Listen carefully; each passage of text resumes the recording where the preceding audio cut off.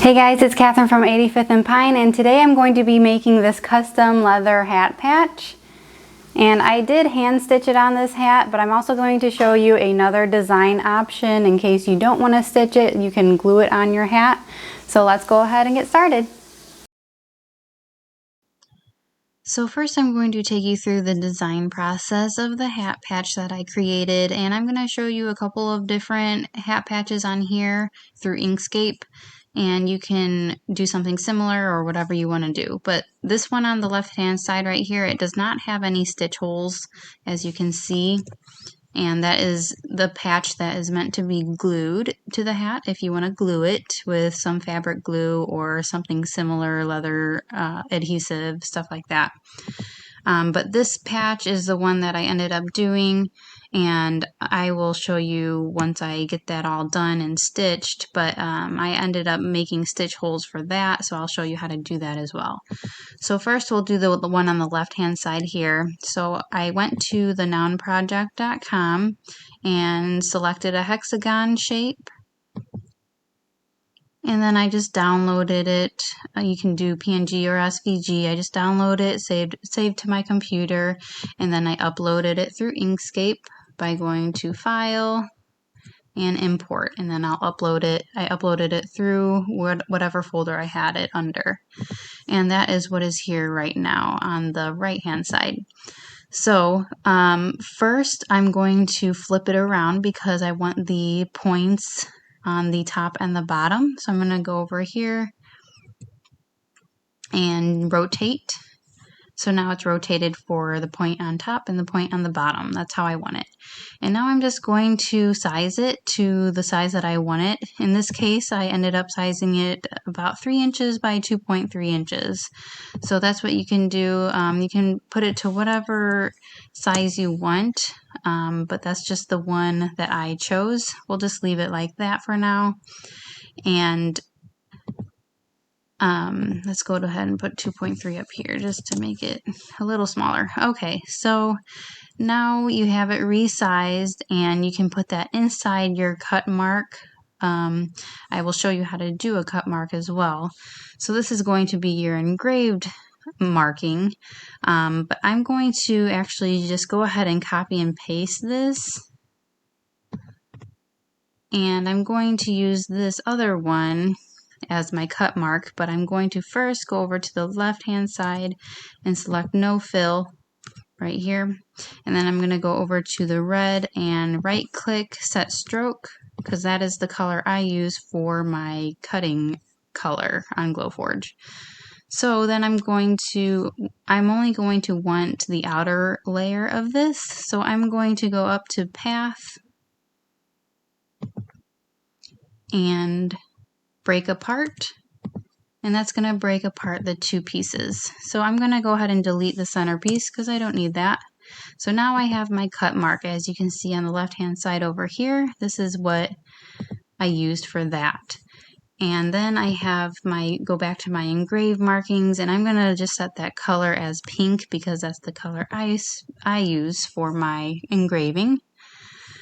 And I'm just going to go ahead and put that in the center as I did over here as well.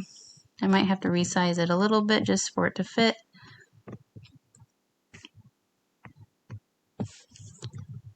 And I'm just using the arrows on my keyboard to move it at this point, just to make it a little bit easier. Okay, so as you can see, the two sides here are kind of thick, and I don't want them that thick. So I'm going to go ahead and go to my node tool on the left hand side over here. And all these little dots are nodes. So I'm going to just go ahead and edit the ones that I want. I'm just going to select and hold shift down while I click on each node that I want to change. And I'm going to release the shift button, zoom in a little bit, and then just drag one of the nodes, and it drags it all together. So it just decreases the size. You don't have to do this. This is just something that I personally wanted to change. Okay, so that's all I'm going to do with that one. Then I'm going to go back to my selection tool right here. So now it's selected. And I'm going to group it all together by holding down my cursor. Or actually, I'm just going to select the outer layer, hold down Shift, select the inner layer, and then do Control G to group it together. Or you could go up to Object and Group as well. So that's what I have over here, and that's what I already finished up at the top right here. So now I can put my logo in however I want it. But that's just what I did for the patch that you can just glue on without having any stitch holes. Okay, so now we're going to go on to the other side right here of this patch that I'm going to do. And let's just move this over. So I did the same concept of breaking it apart, the hexagon shape apart, so that I can just get this outer layer of the shape for my cut mark. So I did the same thing for that, but then for these little stitch holes, I ended up just going to the left hand side over here to create a circle. And I just created a little circle. I'm going to have to zoom in on this so you can see it better. But these stitch holes I just made about 2 millimeters. So that's the size I made. We'll just put it right at 2 millimeters. So at the top here, you can change it to 2 millimeters. Make sure it's on millimeter if that's what you want, and make sure it is unlocked so that you can change it. Now, once it's 2 millimeters by 2 millimeters, I'm going to go ahead and lock it just so it doesn't change what I want. So now I have my first hole, and I'm going to select the no fill color at the bottom left hand corner over here again, just so it has no fill, but I do want that red stroke color, so I'm going to keep it like that. So now to line them up, I'm sure there's an easier way you can do this, but this is just how I did it, so you can do the same thing or however you want to do it. But I just went ahead and copied and pasted these little holes right here, and I did a set of holes. Maybe it was 6 holes at first, and I'm going to show you how I kind of lined them up all together and just went from there. So I'm just going to start with 6 right now just to show you, and then I'm going to select them all by dragging my mouse, holding it down and releasing. Then I'm going to go up to Object, Align and Distribute, and I'm going to go to this icon right here, Center on Horizontal Axis, so they're all centered together. And then I'm also going to go to this icon right here, Make Horizontal Gaps Equal, so that they're all equal in between. So now they're all centered and equal and everything is good. I'm going to group it together, so I'm going to keep it all selected and do Control G on my keyboard, or you can go to Object again and Group. And then I basically just placed these where I wanted them. I flipped it around for the sides right here and put them on the sides. And if I needed more holes, I just added more holes. And I could also make them diagonal like this by clicking. So it's selected already, and you see all these arrows are all pointed outwards. But if you click it one more time, they'll all kind of go in different areas sideways. So you can just drag it at the corner and turn it to make it go diagonal, or however you want. So that's basically what I did, and I just added more holes as I went, or deleted the holes as I went as well. So that's pretty much how I did it. Again, if there's an easier way to do it, go ahead and feel free to do it that way. And then I'm going to go ahead and just put my logo in this, just like the one next to it, same thing. And just center it as much as you want it centered. And then I'm going to group that together by holding my cursor down again and doing Control G. So now it's all together at one piece, so I'm going to be engraving the logo, and all the red will be cut out, and this will be for stitching onto the hat. So let's go ahead and start the next step.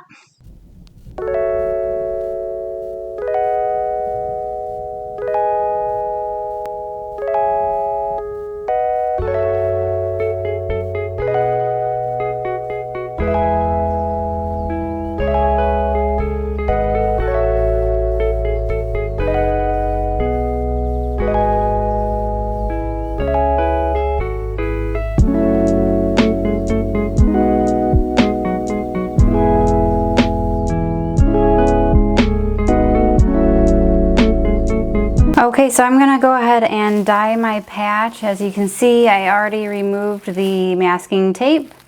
And I'm just gonna do it in this little cup here, and I'm gonna be using Phoebe's Saddle Tan Pro Dye. And I'm also going to be using tweezers in order to clamp onto the patch so that I don't have to use my fingers.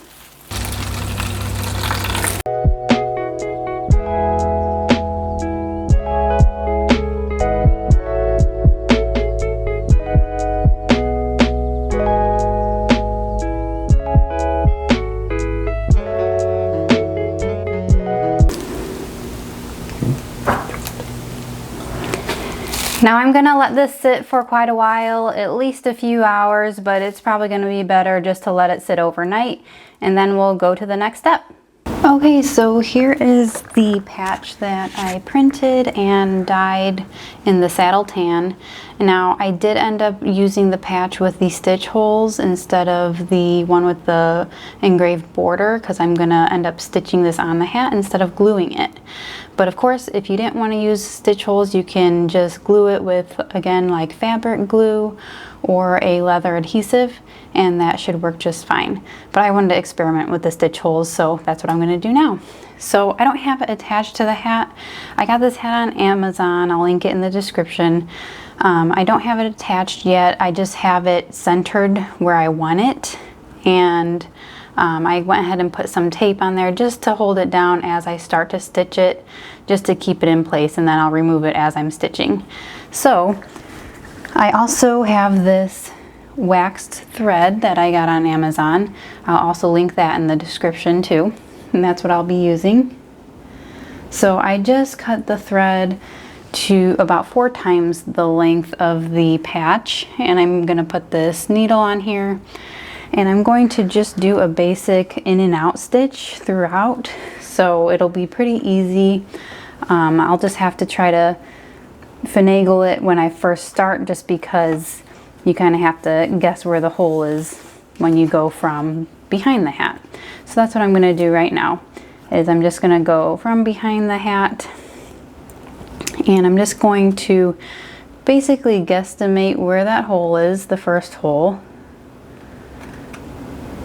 Okay, so I have it through that first hole right here, and then I'm going to go ahead and, like I said, go in and out with the stitches. You might need to kind of yank on it to get it through, but that is the first hole right there, and then I'm going to go through the next hole and then do the same thing all the way around until I come to this last hole right here. But then I'm going to go ahead and finish it off by tying it in the back, and then probably going to use a little bit of a match or something just to ball up the thread, and so it won't go back through. But I'll show you how to do that when I'm finished. Okay, so I completed the stitching, as you can see, all the way around, and I went ahead and put that last loop through the hole. So there are 2 strands on here now through the back, and I'm just going to tie those in a couple of knots, and then I'm going to burn it with a flame. So let's go ahead and do that. We'll do 3 just to be safe. Okay, so now that it's tied in a secure knot, I'm gonna go ahead and cut the excess thread just to about here or so.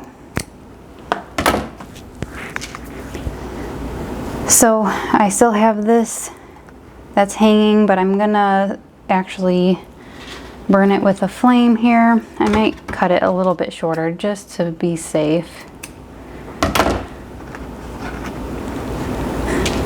Now I'm just gonna burn it down a little bit just to make it more secure.